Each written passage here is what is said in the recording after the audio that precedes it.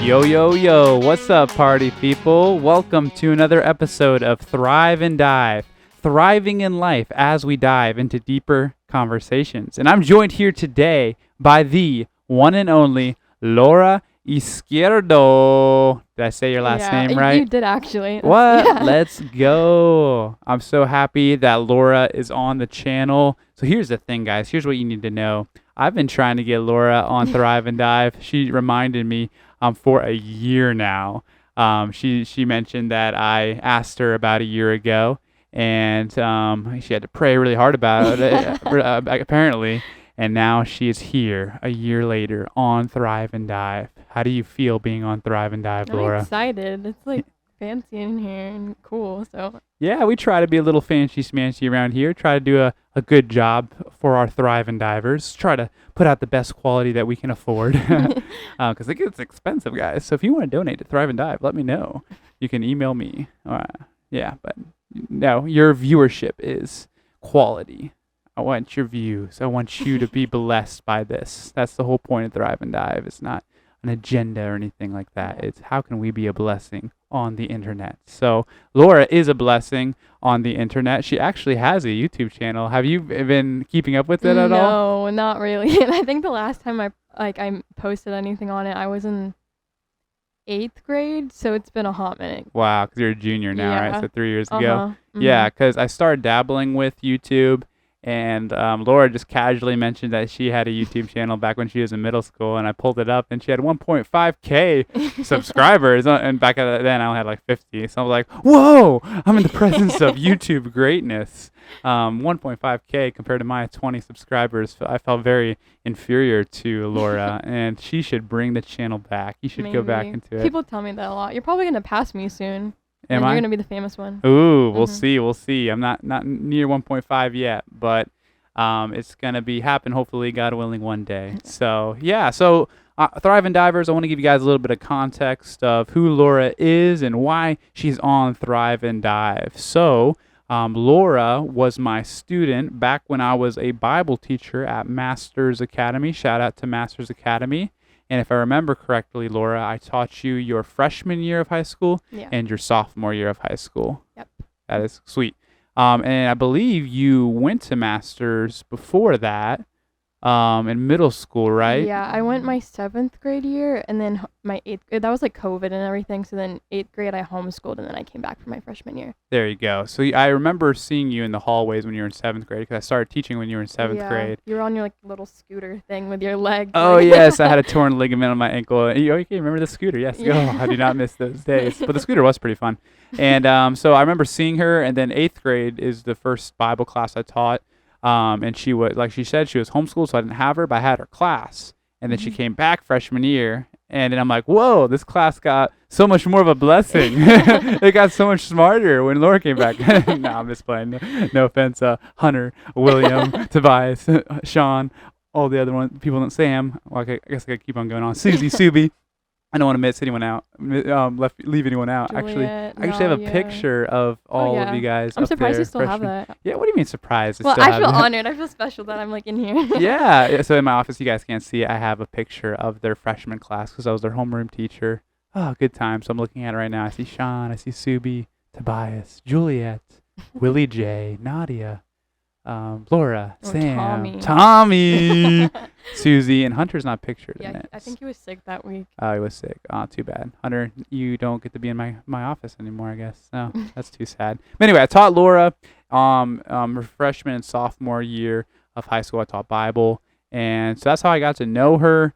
And so I was super. So I'm gonna brag on you a little bit, Laura, if that's okay. So don't blush or anything, okay? So, and this is not a knock on you, other 10th graders or juniors that may be watching Laura, because you guys are big fans of Laura.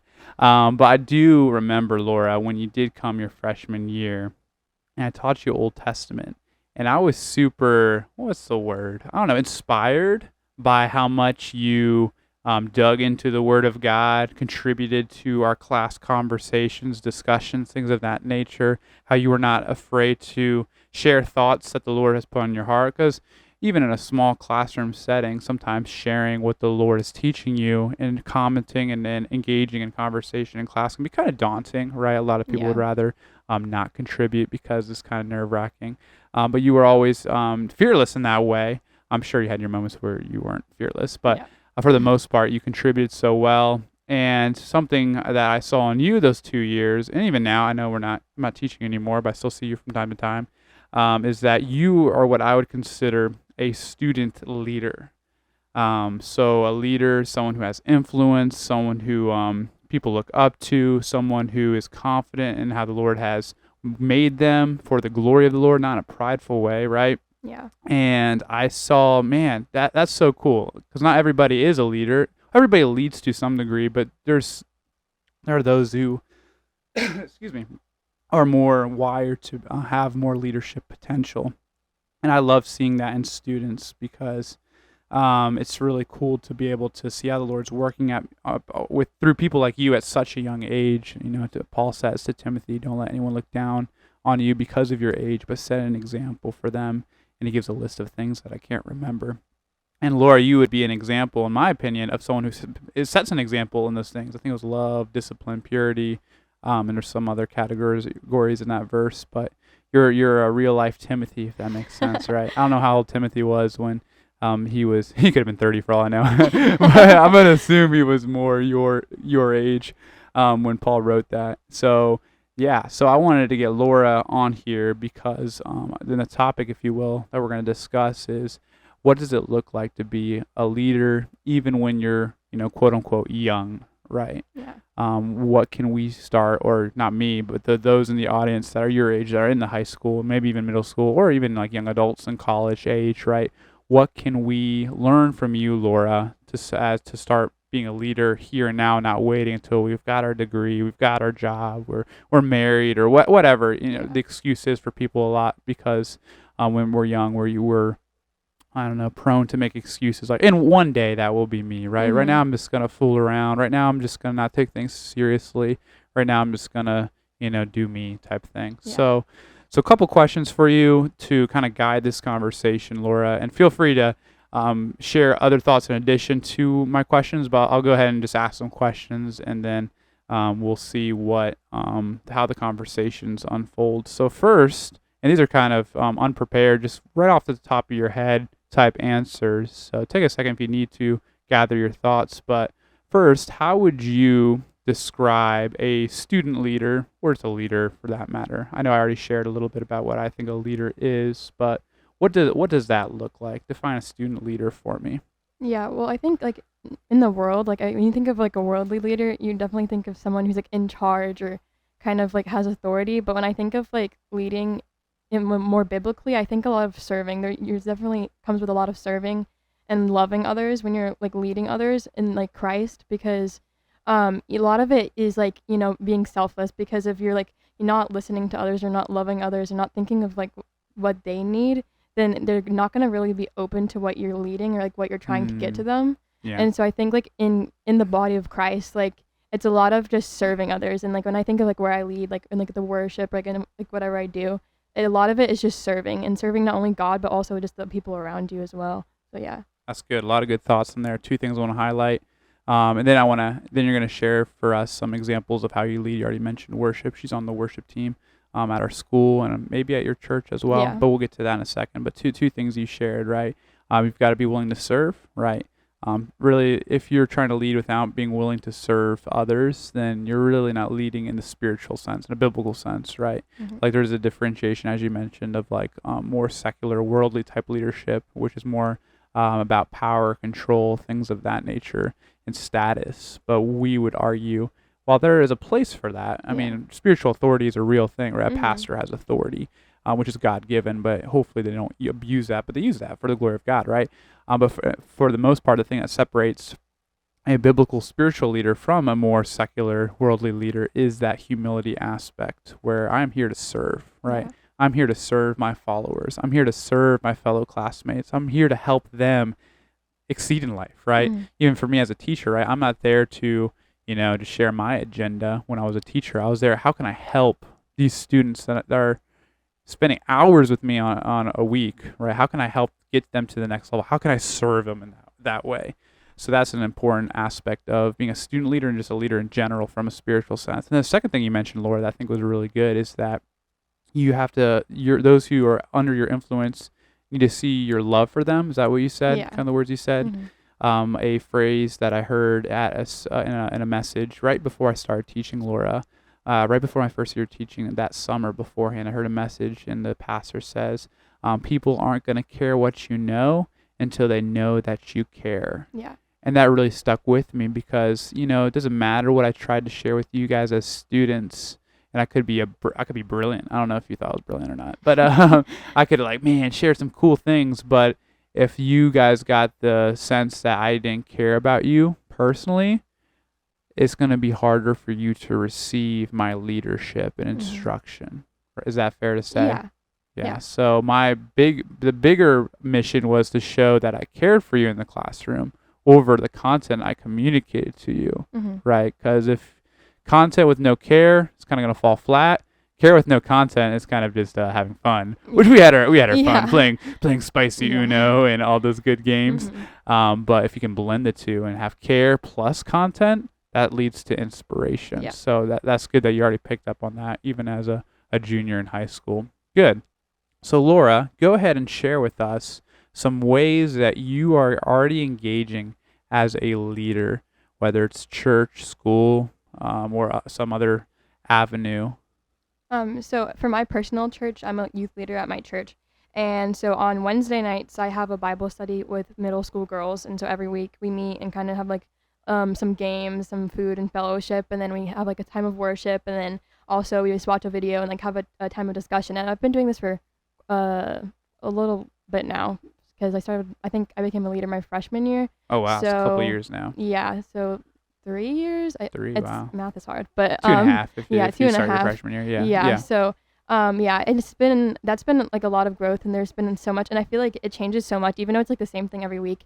It's the dynamic between the people that come and the ages they are, because it's middle school is kind of an odd age because it's sixth graders coming straight out of elementary school, but eighth graders are going into high school, so it's balancing different ages. But it's been a really great experience doing that and just trying to push them closer to God wherever they are on their walk. And I think in doing that, it also pushes me closer to Christ as well. So yeah, that's been a really great experience. And then also I'm on the worship team for my youth group, and also for here at Masters, I'm on the worship team there too. So I've been serving and leading, doing that as well. That's awesome. So a lot of good opportunities for you to apply your leadership, right? Because if you have leadership potential, but if you're not expressing it and applying it in different areas, it's kind of well, that's kind of wasted potential, if you will. Sweet. So 2.5 years leading a small group with the middle schoolers, and then also leading a couple of worship teams.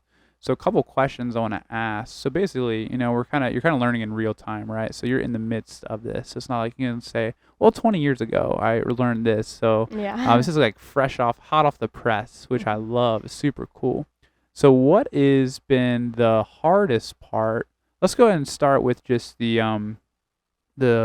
small group you lead. Let's come back to the worship side. So you lead a small group. You kind of already shared a little bit about it, but tell us what you do.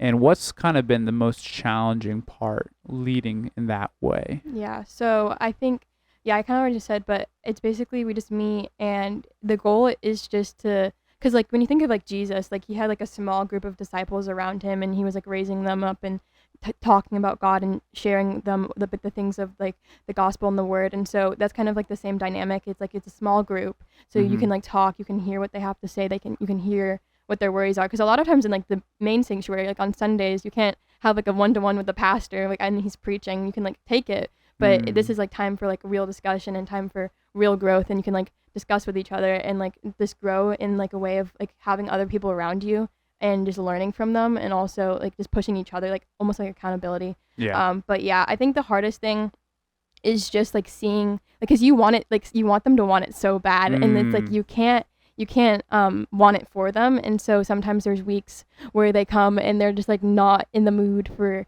you know, the word, or they're not in the mood to like focus, and they're getting distracted, or like they're doing things in their personal life that they shouldn't necessarily be doing, and things like that. And it's so hard because like I don't want to, it's like so hard seeing that, because like you want them to like, you know, have like receive it, and you want them to like get the right realization that, you know, God is really good, and that if they can serve him and like just like go after him with everything, and be so good. And so it's just hard. And also like there's just so many different seasons in people's lives, and I'm like, obviously there's been people that aged out of my group and also people coming up, but like just seeing them, there's like in the 3 years I get to have with them, like there's times where in their lives where they're on fire, and then there's times when they stop coming, and like they like start doing things, and they come back, and then they're good again. And so I think just in those times it's just really hard, and it's something that I've been just like this season right now, with the group I have right now. It's just like you want it for them so bad, and just trusting God and letting God like plant seeds and reach them, and trust that God will do something with that, because it's hard to like not be able to just help right away. Wow, Laura, that was amazing. Seriously, like, and I feel that so bad. So it's evident, Laura, that you have a thriving relationship with the Lord, right? Obviously, we have our ups and downs, but for the most part, you have an intimate relationship with him. You're filled with the Holy Spirit, and you understand what it is like to be in his presence. You understand what it is like to just be in love with your Savior, right? Yeah. And you mentioned, you just want that so bad for the people you're ministering to, right? You want them to have that same fire, that same passion, that same closeness with the Lord. And like you said, it's kind of it's not in our control to see that happen, right? Yeah, we'll share. We'll be bold in sharing the truths of God's word. We'll do life with them. We'll care for them, right? Like we say, if they got to know that you care for them. But there comes a point sometimes it can get really discouraging when, man, why aren't they getting it, right? Why aren't they getting it? And in those moments, like you said, that's hard. What do we do, right? And I think you already shared it, right? We've got to be faithful to plant. Yeah. We got to throw the seed out there. I forget the exact reference, but I think you're referring to it, right? I mean, it says, I think Paul said, Paul plants, Apollos waters, but God brings the increase, right? So that God brings the increase is instrumental. We must not lose sight of that. Lord doesn't bring the increase. James doesn't bring the increase. God does. So we be faithful to sow the seed. And sometimes, you know, it is a win. Like for example, Laura, when I was teaching, right? Again, bragging on you for a second. Like seeing you respond to the teaching, right? It's like, oh, that gave me that put wind in my sails. And there's others, not just you, that did that. And it's like, yes, they're receiving it. Yes, they care a little bit at least about what I'm telling them. They care about the Word of God, right? Obviously, you had your moments where I remember when I caught you were playing a game on your laptop when I was teaching. Not gonna lie, that felt like a stab in my heart, Laura. I'm like, Laura, my star student, not paying attention, playing Wordle or whatever game you were playing. I think it was Wordle. It was Wordle. Oh, that was like, man, my day was sad for the rest of the day. I feel so bad. That's okay. I mean, I'm over it now. I'm kind of over it. No, I was like, no, the one student I thought would never do that. No, I'm just fine. I mean, I was probably really boring that day, and I wouldn't blame you for wanting to play Wordle instead of learning about typology or something. Anyway, but yeah, so I'm sure you've had your moments where you've had students in your small group where they're getting it, right? They're getting it, but that's not a guaranteed, right? Yeah. And some of it could be our own doing, right? Maybe we do need to work on our relational skills. Maybe we do need to work on our teaching skills. So sometimes it is our fault they're not getting it. But a lot of times we are being faithful. We are being obedient, but they're still not getting it. And there's nothing like, there's not a methodology problem. It's just their hearts need to be open. And God does that, not us. So that's important. You shared something else that was really, really good. But I think that kind of covers the majority of the hardships you've experienced with the leading students Bible study. Yeah. And I think the answer is going to be similar to this next question, but I just want to hear anyway. What's been the hardest part leading as a worship leader? Right. Yeah. So you sing, right? Do you play an instrument as well, or do you just sing? Not really. Like I dabble in other instruments, but not good enough to play on the platform. You can play a kazoo, right? Yeah. There you go, or a triangle, right? Yeah. Okay, so you sing. What has been the challenge of leading in that capacity? Is it kind of the same as the Bible study, or some different elements to it? I think, there's definitely similarities in between those two, but also there's like some differences as well, like just the hardest things for me. So I think like keeping on track with that, I think it's the same thing. Like you want people to worship and you want people to lead people into God's presence and to use that moment wisely. And it's hard, especially for chapel sometimes, like you're just up there and you're worshiping and you just like get blank faces back and you're just staring at you. Yeah. And it's like you just like, you can't do anything about it. You have to keep worshiping and you can't let it affect you in your worship either. Right. But yeah, I think it's just funny because actually like I used to never sing in front of anyone. Like I not even my parents until like 8th grade. And so people were like kind of talking to me about joining the worship team. And I was like, no, like I don't want to do that. Like that's not for me. And so then I think my 8th grade year, I finally got like a little bit of confidence, but like not too much. And then I tried out for my youth group worship team, and I remember I was shaking really, really bad. Like my youth pastor thought he was gonna have to get me like a mic stand because I couldn't hold the mic because I was shaking like so bad. Wow. But yeah, it was like something that I remember like someone was like, I think you're gonna be on a worship team one day. I was like, no, like I thought they were crazy. Like there's no way that's for me, because I just like I hate getting attention, and like being on the platform sounded so like nerve-wracking, like just being like in front of others. And like, but the thing is, like I had to realize it's not for other, like it is for others, but like also you're like worshiping God in those moments, and like it's not about what you look like or like what you sound like, because it's like about your worship is the most important thing at the end of the day. And if you just worship God, I think it like grabs other people's attention, because if it's genuine, they'll see that, and it'll by example, like you're leading by example, not in a way that is okay, I'm better than you because I'm here, I'm like worshiping, like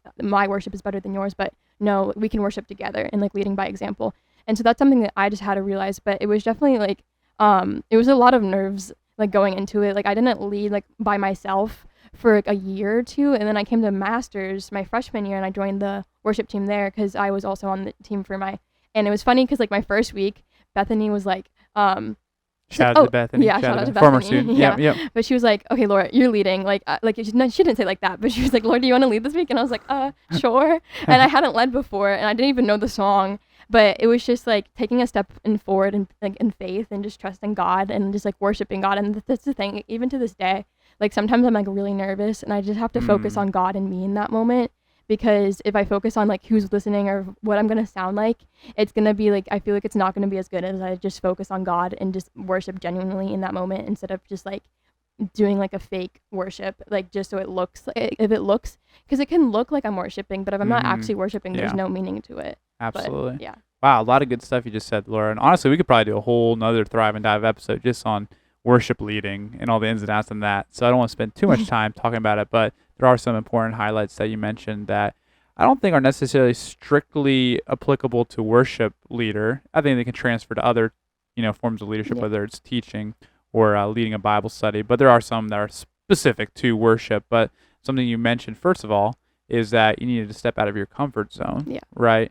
And whether you're leading in the worship or you're leading a small group or you're leading a game for that matter, right? That takes a lot of time for most of us, unless you're really just like, you're just, I don't know, born to be on the stage or something, right? We're all gonna be nervous doing it, right? And you gotta take that first step. And we care too much about what other people think about us, or we take ourselves too seriously. And like, if I don't do it perfectly, I'm not doing it at all, type thing. But no, I'm sure your first couple times, or to be honest, were probably rough, right? I mean, it's not like you were flawless from the start, and you probably never will be in the sense of like the human perfection. But you're willing to be faithful to the Lord leading you to do that, right? So that's important. Step out of your comfort zone. Don't let fear drive you. Let faith drive you, right? So faith over fear. Secondly, you mentioned it, and this is important, right? Especially with worship ministry, is it's not about you, right? You are a tool in God's hands to direct people's attention back to Him. Right? You're like, I've heard it said this way, right? You haven't been in a wedding, in terms of like a bridesmaid, have you? Sort of. Yeah, I guess so. You guess so? Okay. So I had the opportunity to be my brother's best man at his wedding, right? And the illustration I've heard before is that, as the best man, I'm there to serve, there to help, there to, support my brother, but it's not about me, right? Yeah. If I start doing little magic tricks as his wife is walking down the aisle, or try to, get people to, I don't know, if I try to get the attention anyway, that's just totally inappropriate, right? So it's not about me, it's about them, So in the same way, as a worship leader, it's not about you up there. It's about the Lord you're worshiping, right? So if you ever doing something in a way that's taking worship from God, and only you can kind of know that. I know we can kind of see it sometimes, not you specifically, we can see it in worship leaders by things they say or the way they dress per se. It's like, is it really about God? And it's hard not to be judgy or anything. Yeah. You got to assume their hearts are in the right place, but only you know whether your heart is truly worshiping the Lord. And that's Yeah. the same for all of us, even on the ground, not on the platform, right? It can look like we're totally into it, right? Anybody can put on a show, right? But only God knows whether your worship is, authentic and pure. So that you made some good points on that. So step out of your comfort zone, and when you are comfortable, right? Remember, it's not about you. It's not about you. Because sometimes we can get good. I was like, I've taught, hundreds of times now. I'm getting pretty good at this. Ooh, people are liking my messages, right? That's kind of a temptation, that I have sometimes. So maybe this the same could be for you. I'm getting pretty good at the singing thing. Yeah, people are complimenting me, right?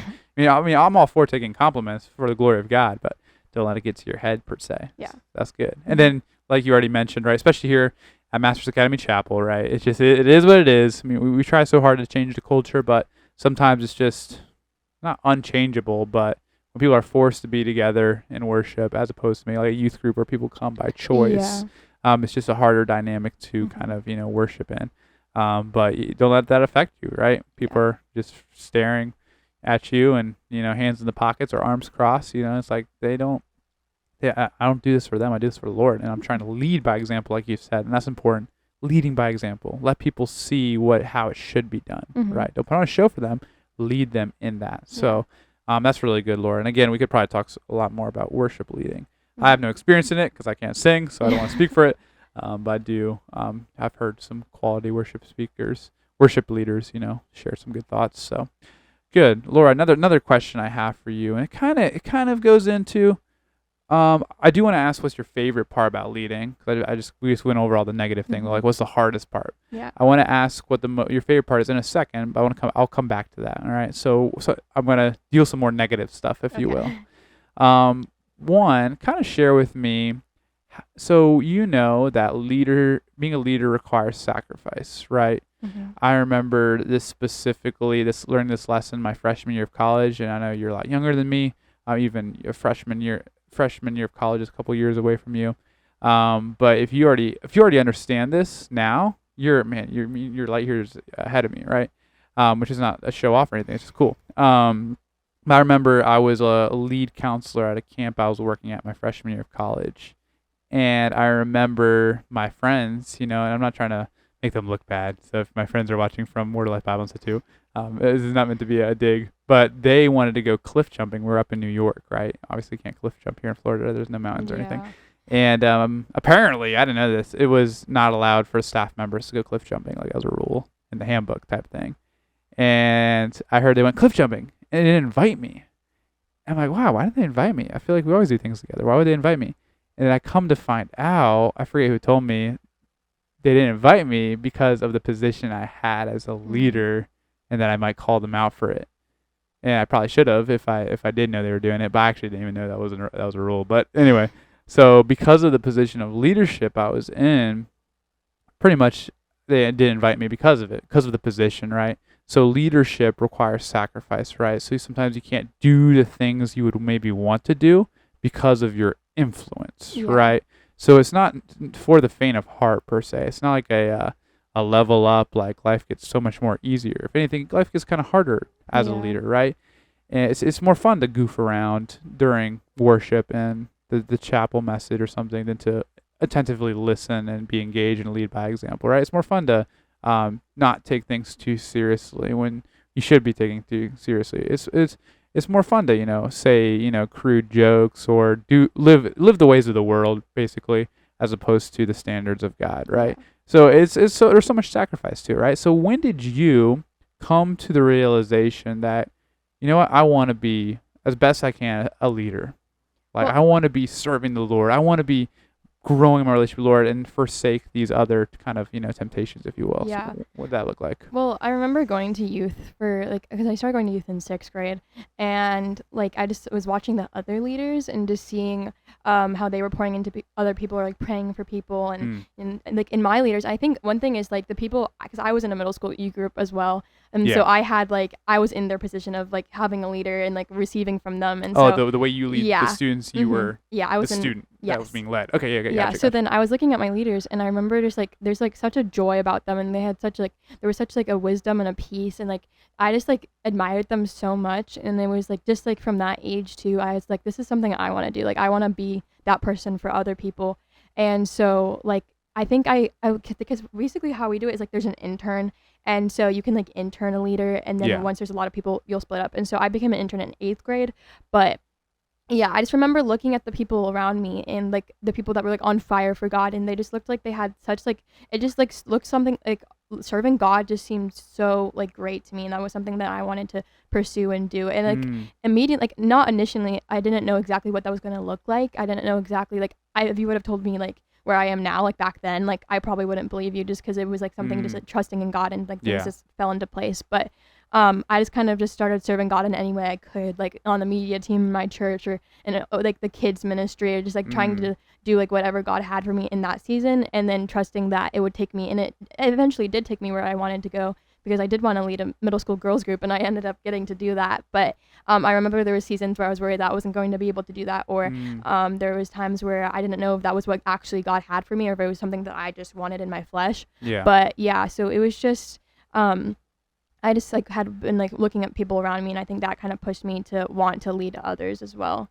So yeah. That's awesome. So in a way, people led by example in your life, you were inspired by it, and you wanted in on it. Yeah. Yeah, that's cool. Awesome. So that kind of actually segues to this last question I have for you is what has been your favorite parts of being a student leader? I think one of my favorite moments is when they do get it, like is when you can see that like something's working in their brains, and they're thinking and they're applying. And this like recently one of the girls in my group brought a friend, and she hadn't been to church, and like she was like kind of like not like she knew about God, but like she didn't have a personal relationship with God. And so we were just like talking about the video, and she was like, that felt so personal to me, like for the first time. And like I just like it was the coolest thing ever. Like you could just see how she was thinking about things, and she was like, I've been doubting God for a while, but for like first time right now, like I know he's real. Like this is like crazy. Like I can feel him right now. And I'm like, it was like I just praise God, because like you want that so bad. Those are the moments that I just strive for, because like it's like all worth it after that. You might go through seasons where like nothing's changing and there's no fruit, and like it's just really hard. But like if you can get one person like to realize it, it's like so much, it's so worth it. And so just I think building relationships with those girls, and like building relationships with people, and just like allowing them to grow closer to God, and seeing that it's actually like you're doing something for the kingdom. I think those are like some of my favorite moments. But yeah. Wow, that's awesome, Laura. I'm glad you've already been able to experience some of the fruit of your labor. I know we said that sometimes we don't see the fruit, but sometimes God like, here, Laura, let me show you what's working, how I'm working. And we get a little glimpse of, wow, that's awesome. And all we need is that little glimpse to be like, all right, God, let's keep doing it. And like you said, you might go seasons where you don't see that fruit. You don't see that glimpse of glory that on display. But we recall those moments when, we did get to see that. And you said it, it's worth it, right? It's hard, but it's worth it. Awesome. Laura, before I close this episode out, any other thoughts you want to share about that we didn't cover, that was on your heart? Any challenge to those who are listening? Ooh, thriving divers. Well, yeah, I think that just because I'm thinking right now, because like I think it might be easy to think like, oh, I'm not in a position of leadership, so I can't lead. But I think of like there's so many ways you can lead others without having to necessarily be like a leader. Right. And so like I think of like when you're talking about worship, I was just thinking like, in chapel per se, like you don't need to be on the platform to lead other people in worship, because you could be like standing by a bunch of people who aren't worshiping, and if you choose to start worshiping, that can like start a I forgot what it's called, like a domino effect, and like everyone can start worshiping. Or you might have a friend group and everyone's like gossiping, or everyone's talking about like worldly things that they shouldn't be talking about, and you can take a stand and kind of talk about something else, or talk about God, or invite your friends to youth group, or invite your friends to church. And I think there's so many ways you can like lead others without necessarily being a leader. So I think God can use you, like, and that's the thing, God can use like anyone. God can use like an elementary schooler, and God can use like an old elderly person. And so I think just like you don't have to be in a position of leadership to lead others. And so that's like one thing I was just thinking about during this. But yeah. That's good. I like that. You don't have to be in a position of leadership to lead others. And quite frankly, a lot of people that are actually leading aren't the actual quote unquote leaders, right? Yeah. So those of you who are not in a position, but you have influence, right? Steward that, right? If so and so starts, worshiping, raising their hands, I mean, people like notice, like, oh, he's doing it from the floor, right? Yeah. So be faithful to be a leader in all seasons, right? Stand up. It's gonna be hard, right? People might like, oh, come on now. Like, so if you, like, for example, trying to quit the gossip, you're in the midst of gossip and quitting, people are like, okay, goody two shoes over here trying to stop the gossip, right? And you're gonna get maybe some ridicule, some persecution for it, right? But be a leader even if you're not in a position of quote unquote leadership. Yeah, I say we're all leaders. I say if you're a Christian, you're a leader. Yeah. Personally, there's no necessarily hierarchy. If you're a Christian, you're a leader. You have influence. So Yeah. that's good. Anything else? Just one more thing. I was just thinking of like how, like, being a leader, I think if you're not being led by God, you're not going to be able to lead others. And so that's just something that I was thinking about with like my middle school group. Cause like, for example, like those times when I'm not seeing fruit, it would make sense if you're not being led by God, but you have to just, in those moments, make sure that you are being led by God. Because when you're led by God, you know more so that you're saying the right things, that God's leading you. And if you're following God and if you're being led by the Spirit and you're being led by God, then you can just trust that what you're doing is for a reason and that there will be purpose in what you're doing. Because if you're not being led by God and you're kind of just like trying to get your own words to reach people and you're trying to do the right thing, then it's not going to have as big of an impact on them as if you were being led by the Spirit, because the Spirit knows exactly what other people need. Amen. And so if you just trust that, I think it's a lot easier to lead, just knowing. And there's a lot more peace too, because those times when there's nothing and you don't see results, you can just trust that the Holy Spirit is guiding me and the Holy Spirit knows the best and he has a plan for these people and he has a plan for me. And so I can just trust that and not have to worry. So, yeah. That's good. So we want to be Spirit-led leaders. Absolutely. So we want to be humble. We want to be Spirit-led. We want to be bold.